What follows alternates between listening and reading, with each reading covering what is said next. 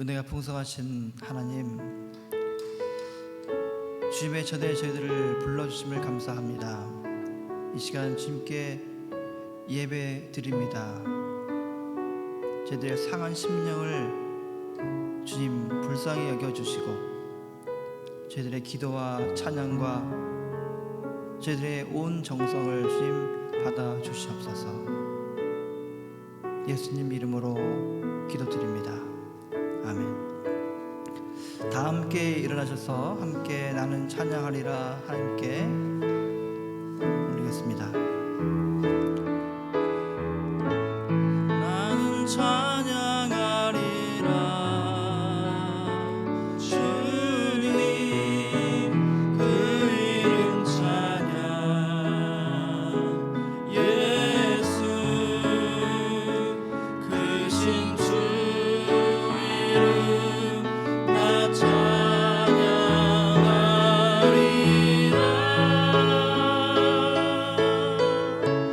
나는 찬양하리라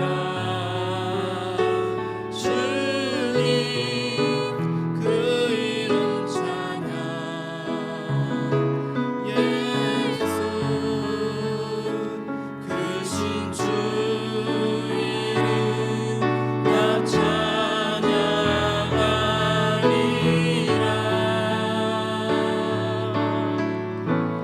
나는 영광 돌리리 주님 영광의 이름 예수 크신 주 이름 나 찬양하리라.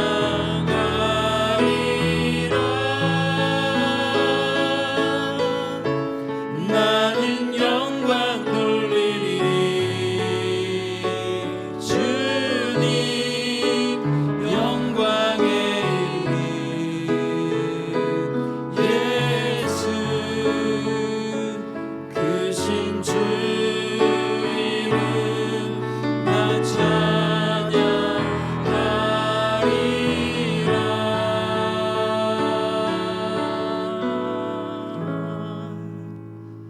다 함께 한 목소리로 사도신경으로 우리의 신앙을 고백하겠습니다.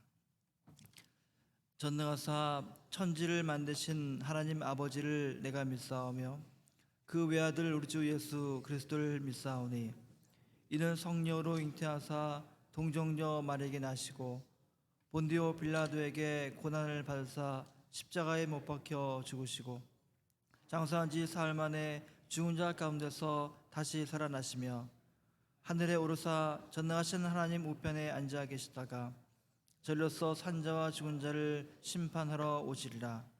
성령을 믿사오며 거룩한 공회와 성도가 서로 교통하는 것과 죄를 사하여 주시는 것과 몸이 다시 사는 것과 영원히 산 것을 믿사옵나이다. 아멘. 찬송 29장 하나님께 올리겠습니다.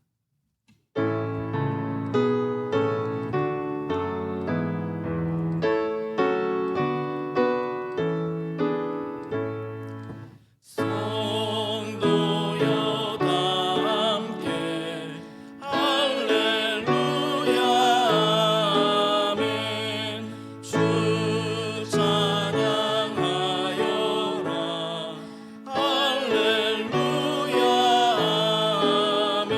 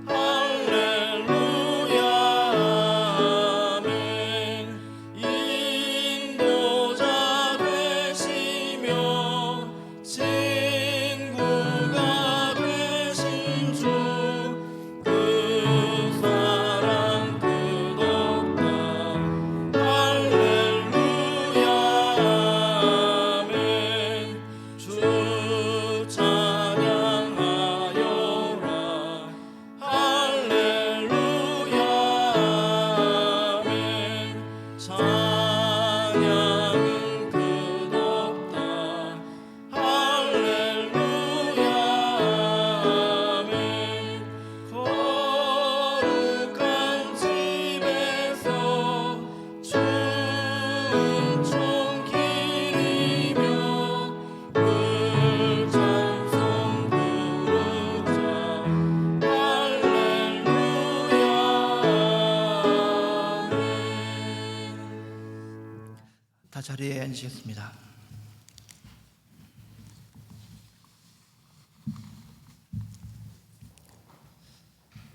함께 기도하겠습니다.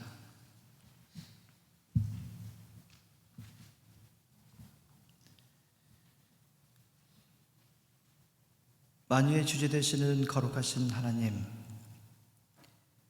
주님의 이름을 기억하게 하셔서 이렇게 주를 믿는 자들이 예배당에서 그리고 온라인으로 하나님께 예배드리게 하심을 감사드립니다. 이 시간 영과 진리로 예배드리오니 이 예배를 받아 주시옵소서. 주님, 한 주간도 세상 속에서 흩어진 교회로 하나님의 자녀로서 살게 하셨습니다. 그러나 연약하고 어리석은 저희들은 주님의 자녀임을 망각하고 세상과 더불어 즐거움을 쫓았고 세상에 휩쓸려 무엇이 선한 것인지 무엇이 옳은 것인지 분별하지 못한 채 그렇게 살았음을 이 시간 고백합니다. 또한 믿음이 연약하여 임마누엘로 동행하시는 주님의 손길을 깨닫지 못하고 매 순간 낙담하며 고개를 떨구고 말았습니다. 주님, 저희들의 믿음 없음을 불쌍히 여겨주시사 매 순간마다 동행하시는 주님의 손을 붙들고 당당하게 살아가는 우리의 믿음의 영락의 식구들 다 되게 도와주시옵소서. 세상 사람 모두가 낙담하여 소망 없음을 인하여 좌절할 때 예수 그리스도를 통하여 참된 기쁨과 소망을 전하는 전도자가 모두 되게 해 주시옵소서. 세상 모든 이들이 만몬을 인하여 굴복하고 부와 명예와 높은 곳을 향해 기어오를 때 우리 믿음의 식구들은 낮은 곳을 향하여 좁은 길을 걸어갈 수 있도록 주님 인도해 주시옵소서. 저희들은 불가능하오나 주님 안에서 모든 것을 할 수 있음을 깨달아 날마다 작은 불꽃 되어 세상을 밝히는 귀한 교회 되게 해 주시옵소서. 하나님, 이 시간 육신이 연약하여 신음하는 형제 자매와 마음의 병으로 인하여 고통당하는 형제 자매를 기억해 주시옵소서. 이들의 약함과 고난을 통하여 하나님의 영광이 드러나게 하시고 이들의 형편을 살피사 회복시켜 주시고 치유하여 주시옵소서. 또한 경제적으로 괴로워하는 믿음의 식구들 기억하시고 그들의 필요를 채워주시며 마음 가운데 평안을 허락해 주시옵소서. 이 시간 예배를 위하여 수고하는 손길들, 봉사하는 손길들, 교회를 위하여 중보하는 손길들, 이 예배당을 드나드는 손길들 주님 기억하시사 하늘문을 여시고 은혜 내려 주시옵소서. 이 예배 가운데 주님께 함께 하실 것을 믿으며 예수 그리스도의 이름으로 간절히 기도드립니다. 아멘.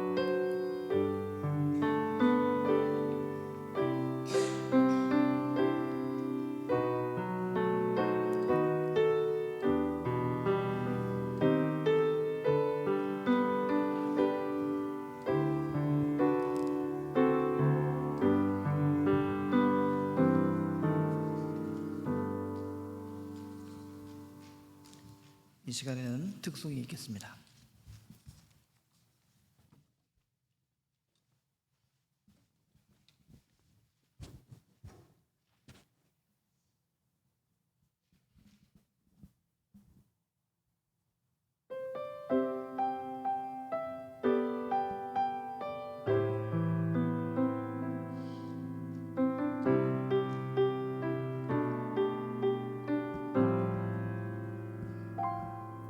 내가 누려왔던 모든 것들이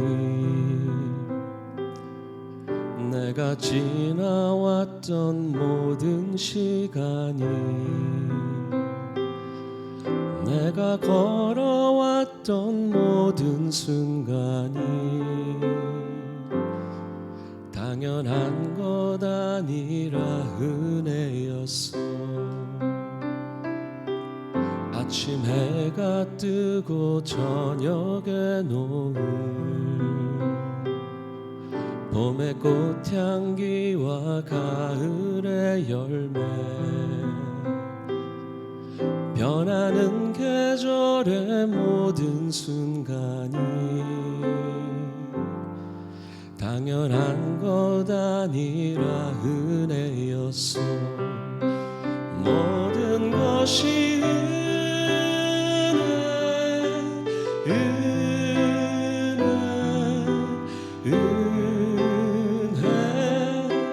한없는 은혜. 내 삶에 당연한 것 하나도 없었던 것을, 모든 것이 은혜였어.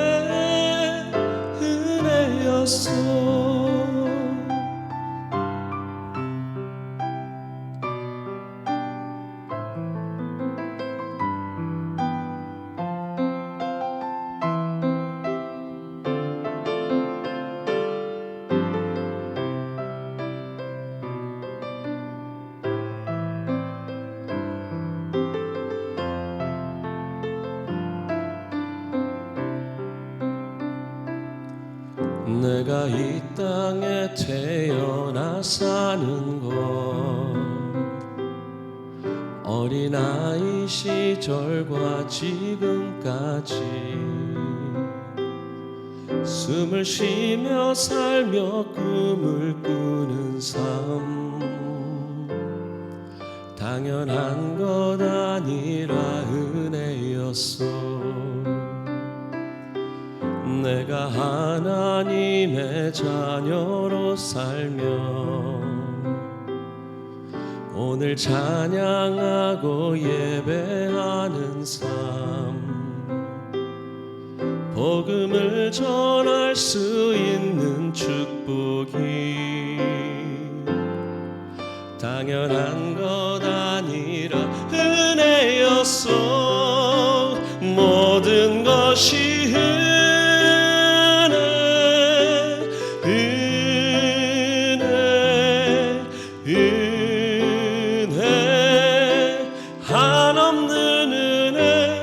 삶에 당연한 것 하나도 없었던 것을, 모든 것이 은혜였어. 모든 것이 은혜,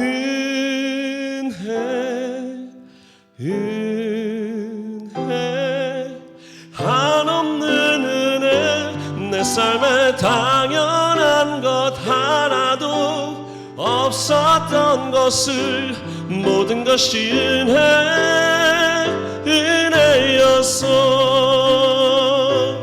모든 것이 은혜였어.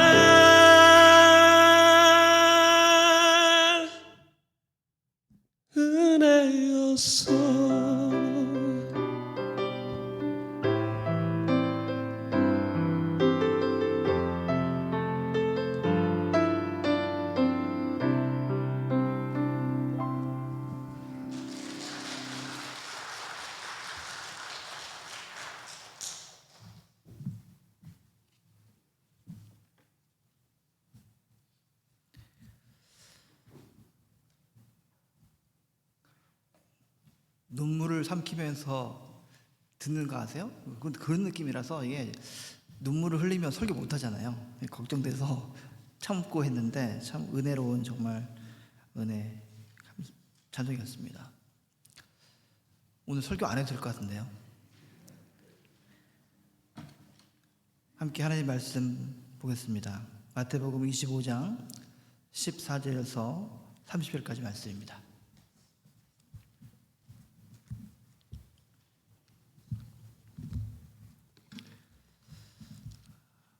마태복음 25장 14절에서 30절까지 말씀입니다. 기니까요. 서로 한 절 한 절 교독할까요? 여러분 제가 읽고 여러분 읽고 14절부터 30절까지 말씀입니다. 또 어떤 사람이 타국에 갈 때 그 종들을 불러 자기 소유를 맡김과 같으니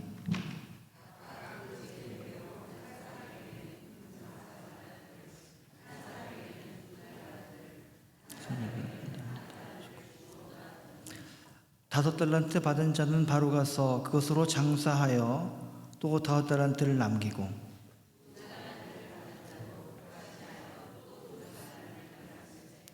한 달란트 받은 자는 가서 땅을 파고 그 주인의 돈을 감추어 두었더니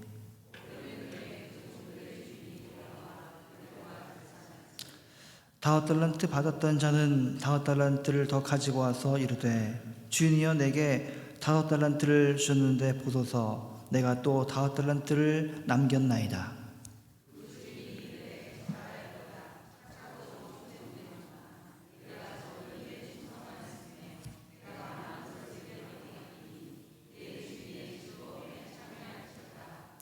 두 달란트 받았던 자도 와서 이르되 주인이여 내게 두 달란트를 주셨는데 보소서 내가 또 두 달란트를 남겼나이다.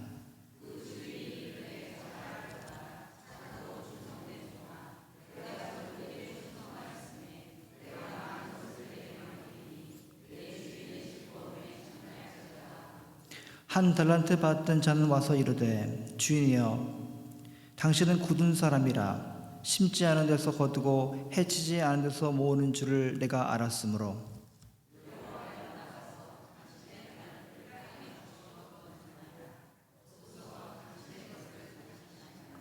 그 주인이 대답하여 이르되 악하고 게으른 종아 나는 심지 않은 데서 거두고 해치지 않은 데서 모으는 줄로 내가 알았느냐.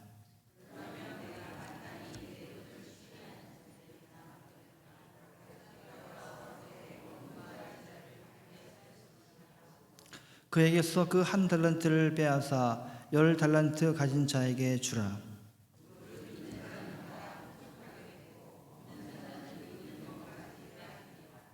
함께 읽겠습니다. 이 무익한 종을 바깥 어두운 데로 내쫓으라. 거기서 슬피 울며 이를 갈리라 하니라. 아멘. 주님의 말씀입니다. 함께 기도하겠습니다.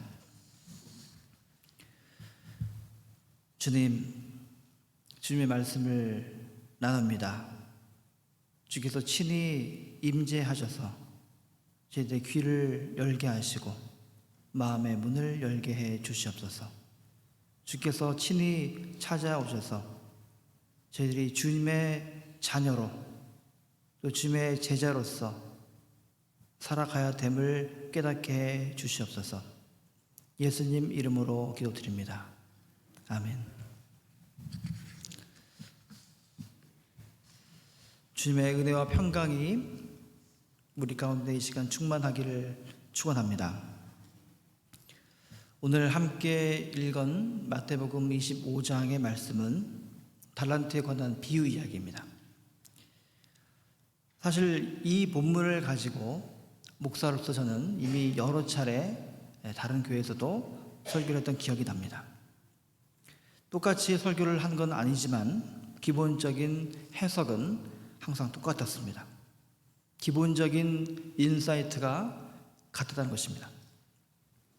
오늘 본문은 이해하기 쉬우면서도 다른 한편으로 이해하기 어려울 수 있음을 미리 말씀드립니다. 그것은 여러분의 지성과 무관합니다. 따라서 여러분이 이해하기 쉽다고 해서 여러분들의 지성이 높은 것이고 또 이해하기 어렵다고 해서 여러분들의 지성이 낮은 것도 아님을 미리 말씀드립니다. 다만 부탁드릴 것은 여러분 마음의 문을 여시고 하나님의 말씀을 경청하시기 바랍니다. 먼저 질문 드릴게요. 달란트 하면 무엇이 떠오르십니까? 아마 탤런트를 생각하실 분이 많을 겁니다. 탤런트. 영어로 탤런트 하면 한국말로 번역하면 재능이죠. 재능이란 말로 번역이 됩니다. 그래서 우리가 사람이 가지고 있는 여러 능력과 재능을 말할 때 그 사람은 참 탤런트가 있다, 탤런트가 많다, 이렇게 말하곤 합니다. 미국을 비롯한 서양 문명이 이 기독교의 영향을 많이 받아서 그 흔적이 언어에까지 남아있는 경우입니다. 달란트라는 개념이 오늘 성경 본문의 해석의 영향을 받아서 탤런트라는 재능의 개념으로 변화된 것입니다. 즉 달란트라는 이 단어가 은사라는 말처럼 사용되는 경우가 있다 하겠습니다. 또 하나 제게 떠오르는 경험은 썬데이 스쿨에서 많이 하고 있는 달란트 시장이라는 재미난 현상입니다. 교회에서 달란트 시장, 달란트 잔치 이런 것을 많이 합니다. 주로 대상은 어린이들인데 교회에 잘 출석하는 아이들한테 한 달란트, 또 헌금 잘하는 어린아이들한테 한 달란트, 선생님 말씀 잘 듣고 순종한 아이들한테 한 달란트, 성경 암송 잘하는 아이들한테 한 달란트, 이렇게 한 달란트씩 줘서 연말에 그 아이들한테 시상을 하죠. 그래서 쿠폰처럼 만들어가지고 달란트 시장에서 자기가 먹고 싶은 음식이나 학용품, 장난감 이런 것들을 사게 만드는 것입니다. 제가 어렸을 때에는 이런 달란트 시장이 없었어요. 그런데 좀 시간이 지나니까 많은 교회에서, 주일학교에서 이 달란트 시장을 합니다. 물론 어린 아이들한테 예배 드리는 습관, 헌금하는 습관, 말씀 암송하는 그런 습관을 길러주기 위해서 시작했을 것입니다. 그러나 조금만 진지하게 생각해 본다면 이 달란트 시장이라는 것이 과연 주일학교에 필요한 것인가? 혹시 성경을 오해하게 만드는 것은 아닌가? 이렇게 고민하게 됩니다. 그렇다면 도대체 기존의 달란트 비유 해석에 어떠한 문제가 있기에 제가 이 시간 갑자기 심각하게 이렇게 말씀을 할까 궁금하실 것입니다. 오늘 말씀의 인사이트는 사실 저 개인의 고유의 것이 아니고 몇몇의 신학자들의 해석을 바탕으로 하는 것입니다. 여러분 아시겠지만 교회의 설교라는 것은 목사 자신만의 생각을 말하는 게 아닙니다. 많은 주석서를 참조하고 이해하고 소화시켜서 그것을 설교하는 것입니다. 그런 점에서 개똥철학처럼 저 혼자만의 주관적 해석은 아니다, 이렇게 먼저 말씀을 드리겠습니다. 제가 뜸을 많이 들이고 있죠? 오늘 마태복음 25장 14절 이하에 소개된 이 달란트 비유는 우리가 매우 잘 알고 있는 구절입니다. 어떤 사람이 여행을 떠나면서 자기 종들에게 각각의 재능에 따라 4달란트, 2달란트, 1달란트를 맡기고 떠났습니다. 여행을 마치고 오랜 시간이 지난 다음에 돌아온 주인은 종들과 이제 셈을 하는데 5달란트, 2달란트를 맡겼던 그런 종들은 배를 벌어서 칭찬을 받게 되었고 1달란트를 맡겼던 그 종은 그것을 땅에 그대로 묻어 두었다가 주인한테 보여주니까 쓸모없는 종이라고 혼쭐 났다, 쫓겨났다, 이런 이야기입니다. 우리는 이것의 해석도 잘합니다. 원래 달란트라는 것은 하나님께서 우리에게 주신 재능인데 그 재능을 잘 활용하면 우리의 주인이신 하나님으로부터 칭찬을 받고, 또 그렇지 않고 땅에 묻어넣어서 재능을 발견하지 못하게 되면, 그래서 썩혀두게 되면 하나님으로부터 게으른 종이다, 이렇게 책망을 받게 된다. 그러니 우리는 우리의 재능을 열심히 개발하고 발견해서 하나님으로부터 인정받아야 된다, 이렇게 해석을 합니다. 이렇게 해석하면 오늘의 설교는 여기서 끝입니다. 너무 짧죠? 이 정도는 애교입니다. 더 심한 것도 있어요. 달란트를 맡기신 주님의 말씀을 받들어서 열심히 재물을 늘리고 축적하고 이윤을 남기는 사람들을 존경하고 본받아야 된다, 이렇게 교회는 부추깁니다. 요즘에도 많은 경우에 설교 때마다 세계적으로 잘 나간다는 그런 기업가, 경영인들을 소개하기도 하고, 교회 경영을 잘하기 위해서 어떤 사람들은 목사들이 경영학을 공부해야 된다라고 떠미는 사람이 있습니다. 저한테도 그래요. 심지어 CEO 예수라는 책도 있습니다. 읽으시는지 모르겠지만, 자, 작게는 어린 아이들에게 달란트 시장으로 시작해서 이제 어릴 때부터 자본주의와 경쟁의 논리를 파악해서 교회뿐만 아니라 세상 속에서도 우리 기독교인들이 높은 곳에 선점해야 된다, 이렇게 가르친다는 것입니다. 그게 과연 오늘 성경 해석의 올바른 해석인가, 그리고 주님께서 원하는 것일까? 감히 말씀드립니다. 절대 그렇지 않습니다. 우선 달란트 비유에 나오는 이 달란트를 종에게 맡긴 그 주인이 하나님이라는 전제가 문제가 있습니다. 하나님 나라의 비유가 복음서에 많이 등장하고 있는데, 하나님을 지칭하는 단어로 아버지랄지 주인이랄지 이런 경우가 많습니다. 그런데 항상 그런 것은 아닙니다. 특히 오늘 달란트 비유에 등장하고 있는 이 어떤 사람, 이 주인은 하나님이 아니고 그저 돈이 매우 많은 부자일 뿐이라는 것입니다. 그리고 그 부자 주인으로부터 달란트를 받은 3명의 종은 모두 주인이 보기에 믿음직한 종임에 틀림없습니다.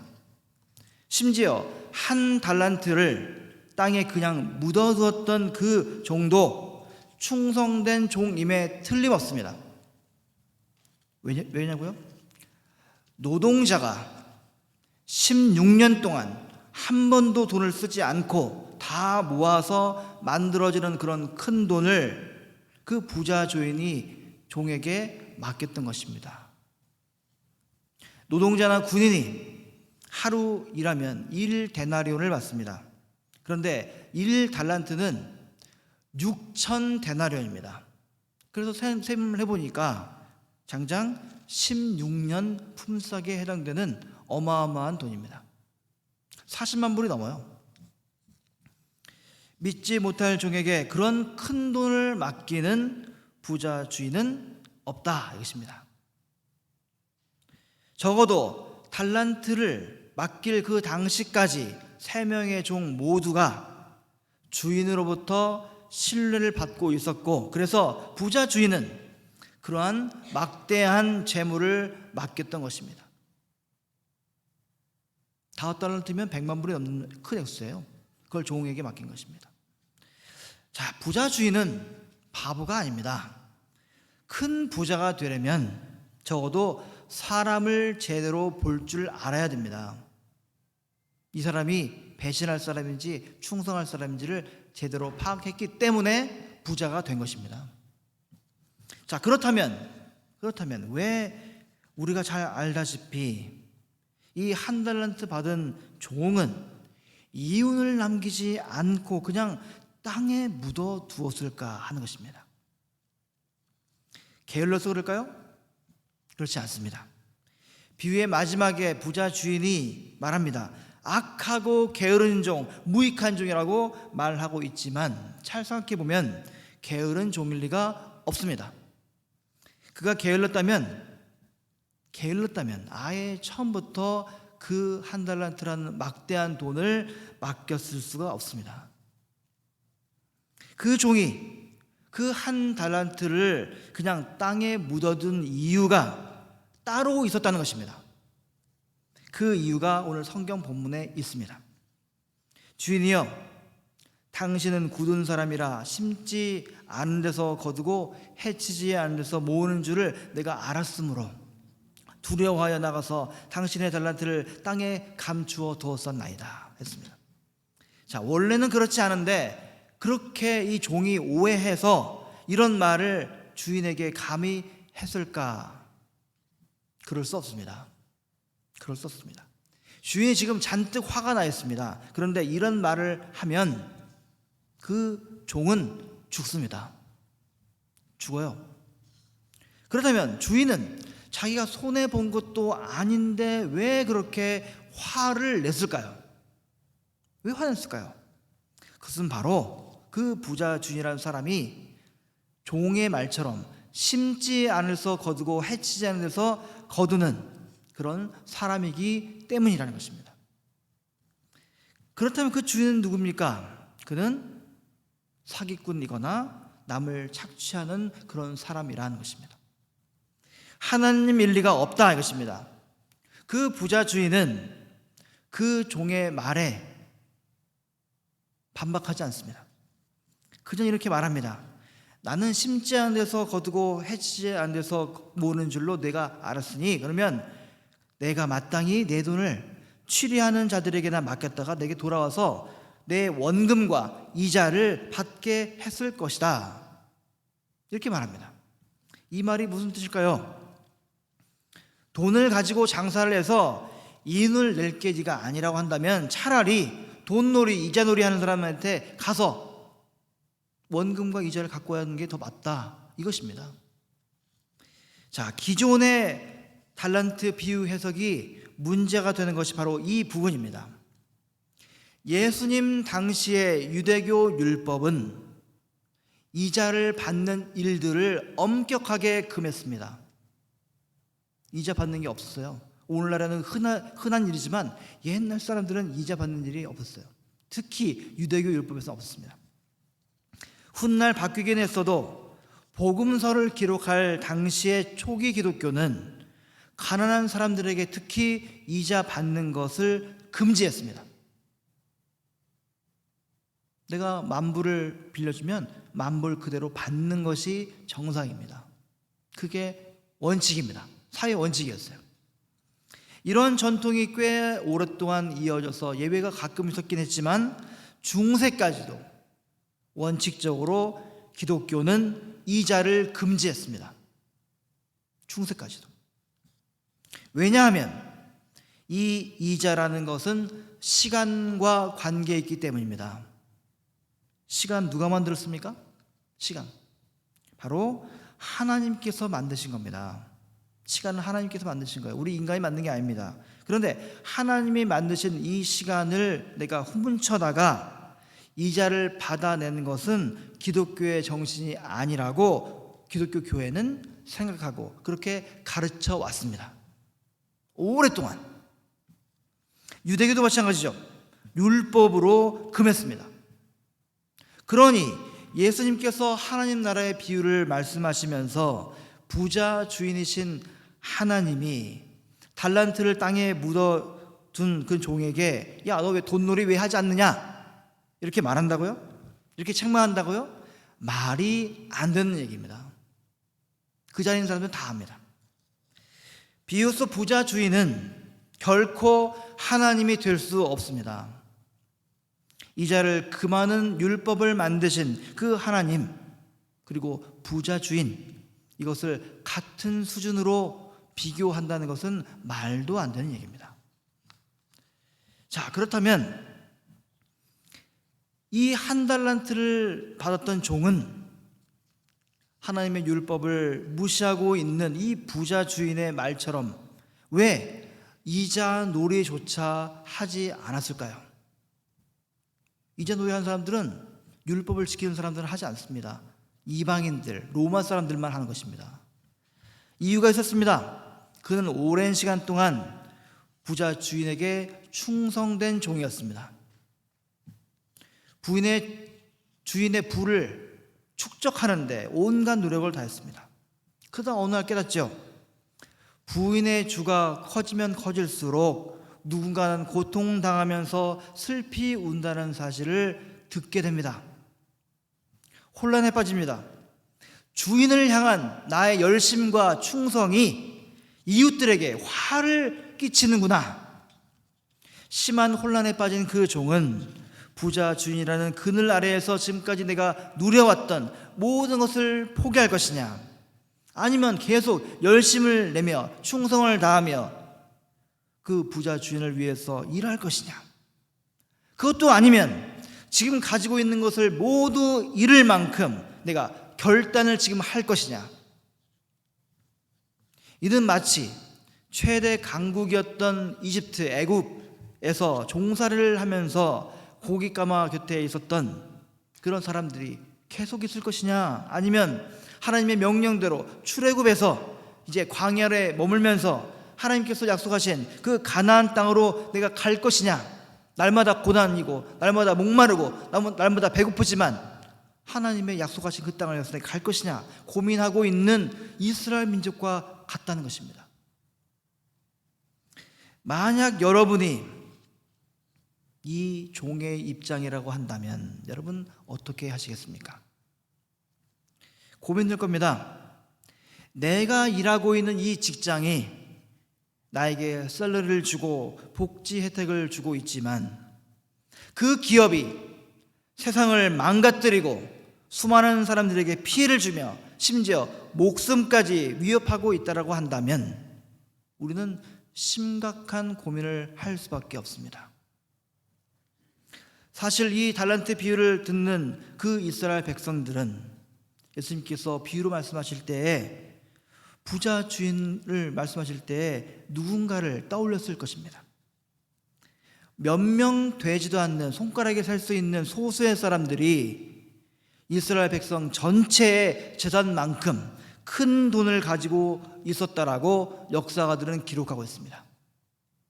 이스라엘 백성 다 합친 것만큼 손가락에 꼽는 몇 명이 그 부를 다 가지고 있었습니다. 이스라엘이 로마 식민지로 살던 시절에 그 부자들이 어떻게 그 부를 축적했는지 이스라엘 백성이라면 누구나 잘 알고 있었다는 것입니다. 예수님의 이 달란트 비유를 듣던 사람들은 이제 입이 바짝바짝 마릅니다. 혹시라도 이런 불온한 말씀을 로마 병정이나 유대교의 귀족이 듣게 된다면 이 자리에 함께 있는 나는 혹시 해코지 당하지 않을까? 나는 잡혀가지 않을까? 입이 바짝바짝 마르면서 옆을 봅니다. 자, 한 달란트 받은 종이 결국 어떻게 했을까요? 성경에 기록된 것처럼 그 종은 결단을 포기합니다. 달란트를 그냥 땅에 묻습니다. 그는 달란트를 땅에 묻어두는 소심한 태도를 보일 뿐입니다. 그 종은 자신의 열심과 충성이 부자 주인의 재물을 불리고 결국 이웃을 착취한다는 그런 제대로 된 생각을 했습니다. 그러나 거기까지였습니다. 그것이 올바른 인식, 결심 자체로 끝나게 된다면 아무것도 아닌 게 됩니다. 이것이 바로 예수님의 달란트 비유의 핵심입니다. 오늘의 말씀이 마태복음 25장 말씀이라는 사실을 여러분 기억하시기 바랍니다. 마태복음 몇 장까지 있죠? 28장까지 있습니다. 그런데 마태복음의 거의 끝부분, 즉 예수님께서 이제 십자가에 달려 죽으시러 가시는 그 도상의 막바지에 예수님께서 하신 말씀이라는 것입니다. 종말에 관한 내용을 담은 열처녀 비유 이야기, 달란트 비유 이야기, 양과 염소 이야기가 끝나고 이제 하나님의 심판 이야기가 이어지고 있습니다. 그리고 이제 예수님께서 예루살렘에 입성하셔서 십자가를 지시고 죽는 장면이 펼쳐집니다. 뭡니까? 이 달란트 비유는 유언과도 같은 그런 비유 이야기는 얘기입니다. 마지막으로 남기는 이야기입니다. 우리는 복음서를 읽으면서 바리새인들, 율법학자들, 서기관들의 신앙이 잘못된 것이라고 비판을 하곤 합니다. 예수님은 한결같이 그들을 책망하시죠. 이 바리새인들 아주 나쁜 사람이라고 책망을 하십니다. 왜 비판하십니까? 분명한 것은 그들의 신앙이 잘못된 것을 알고 있음에도 비판만으로 그치고 우리도 오늘 이 비유 속 한 달란트를 묻어둔 그 종과 같게 될 수 있다는 것입니다. 예수님께서는 쟤들에게 너희들의 의가 율법학자들이나 바리새인들의 의보다 낫지 않으면 결코 하늘나라에 들어갈 수 없다라고 말씀하셨습니다. 즉 그들의 의를 넘어서야 된다, 이 말씀입니다. 그런데 그들이 추구하고 있는 의로운 행실을 포기하라는 말씀이 아닙니다. 그렇게 되면 달란트를 그냥 땅에 묻어두는 그 사람과 똑같은 사람이 되고 마는 것입니다. 바로 이것입니다. 우리는 매우 자주 잘못된 신앙을 가지고 있는 사람들을 비판하고 책망하곤 합니다. 배운 사람일수록, 교회를 오래 다닌 사람일수록 성경대로 살아야 된다고 말하면서 자기 편리대로 신앙생활하는 사람, 무엇이든 열심히 구하고 기도만 하면 모든 것을 응답받는다고 말하는 사람, 세상이야 어떻게 되든 전쟁이나 다 죽든 말든 내 가족만 잘 되면 된다는 그런 사람, 또 기복적인 기도만 하는 사람, 이런 것들이 잘못된 사람, 그런 신앙이라고 우리는 생각을 합니다. 잘 배우신 거예요. 잘 배우신 겁니다. 잘 생각하신 겁니다. 그런데 무엇이 잘못된 신앙인 줄을 알고 이제 더 올바른 신앙을 향해서 내가 가는 것을 해야 된다, 한 단계 더 가야 된다, 이것입니다. 내가 너보다 좀 신앙이 좋은 것 같은데, 내가 너보다 좀 믿음이 좋은 것 같은데, 내 신앙이 너보다 좀 낫다, 훌륭하다라고 하는 생각은 우리의 삶을 바꾸지 못합니다. 높여주지 못합니다. 올바른 인식과 올바른 지식과 결단 그 자체가 올바른 삶을 이끌어내지는 못한다, 이것입니다. 마음으로만 수없이 결단하고 그 결단을 삶으로 옮기지 못하는 사람이 너무나 많다는 것입니다. 이런 사람들은 모두 부자 주인의 잘못을 깨닫고 불의한 삶을 계속하지 않기로 결단을 하는데 그저 거기 가지고 땅에다가 달란트를 도로 묻어두었던 종과 다를 바 없다는 것입니다. 그렇게 살면 안 되겠죠. 예수 그리스도 안에, 그 진리 안에서 자유케 된 우리 기독교인들은 그 누구보다 더 열심히, 더 부지런하게, 열정적으로 살아야 됩니다. 남들의 신앙을 비판하는데 시간 뺏기지 마시고 이웃과 더불어서 평화를 만들고 하나님의 자녀로 날마다 살아야 되는 것입니다. 하나님의 나라를 이 땅 가운데 만들어가는 하나님의 백성이 되어야 됩니다. 우리는 세상 속에 살고 있지만, 부자 주인이 다스리고 있는 이 세상 속에 살고 있지만 세상에 속한 자가 아니요 하나님의 백성입니다. 하나님의 자녀입니다.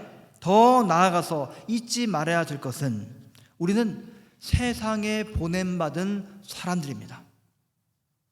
가난하고 벌거벗은 그런 작은 자에게 먹을 것을 나누어 주도록 부름받은 사람이다, 이것입니다. 만일 교회가 교회 밖을 향하지 못하고 자기들끼리만 하늘잔치를 벌이고 스스로 행복해 한다면 세상을 섬기라고 하신 그 주님의 명령을 잊어버린 것과 똑같습니다. 우리 교회의 올해 목표가 뭡니까? 내 이웃을 내 자신같이 사랑하라 입니다. 내 이웃을 내 자신같이 사랑하라. 옳습니다. 그러나 그것이 하나의 표어로 그친다면, 하나의 그럴듯한 문구로 그친다면 여전히 우리는 한 달란트를 땅에 묻어두는 종과 다를 바 없습니다.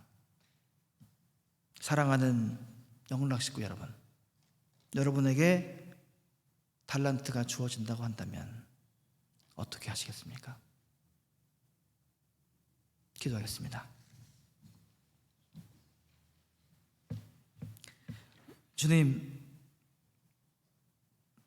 저희들은 세상의 물결에 휩쓸려가는 썩은 나무가 되고 싶지 않습니다.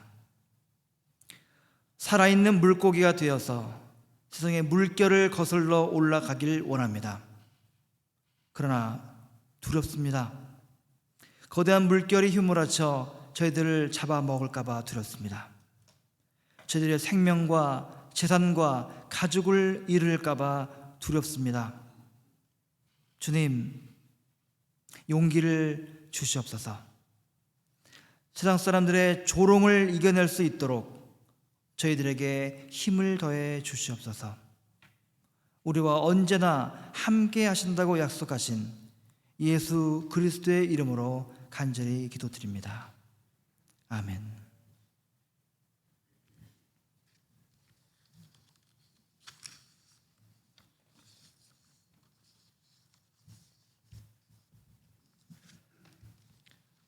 함께 찬송 461장 부르시면서 봉헌하시겠습니다.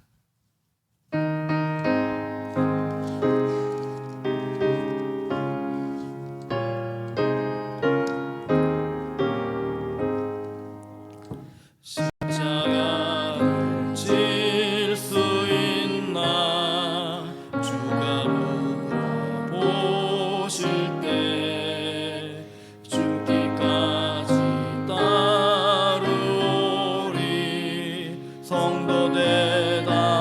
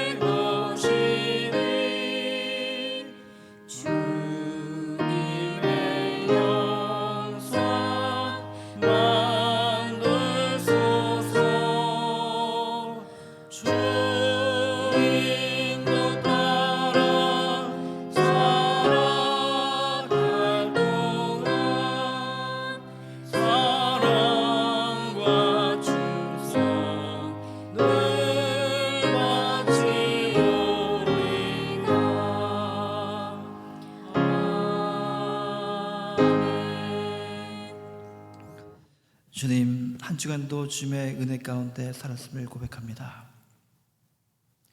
주님의 은혜가 아니었다면 저희들이 어찌 살 수 있습니까? 어찌 이 자리에 나올 수 있었겠습니까? 주님, 주님의 은혜를 기억하며 이 자리에 나왔습니다. 처음 것을 가지고 나왔습니다. 감사 예물을 가지고 나왔습니다. 저희들의 상한 심령을 가지고 나왔습니다. 저희들의 눈물을 가지고 나왔습니다. 주님, 받아주시옵소서.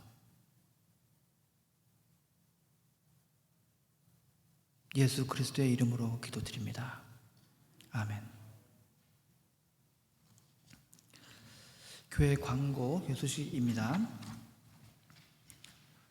토요 새벽 기도에 많이 오시고요. 또 바이블 스터디 많이 오십니다. 오셔서 말씀 그리고 기도 또 친교로 함께하는 좋은 시간 만들면 좋겠습니다.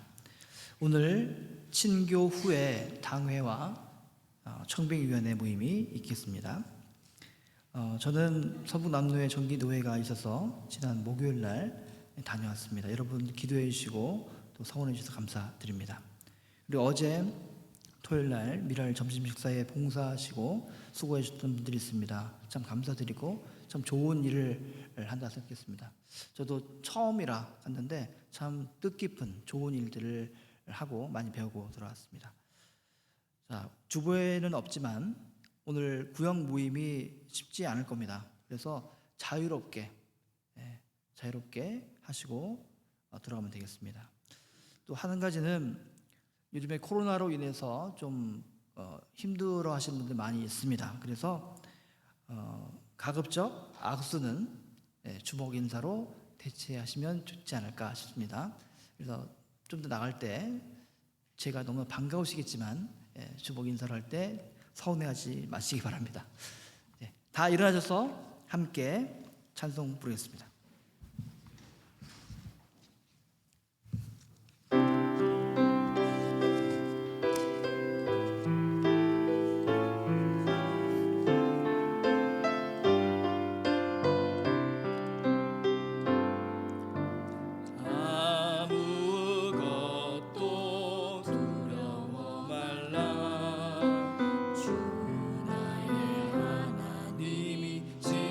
주시네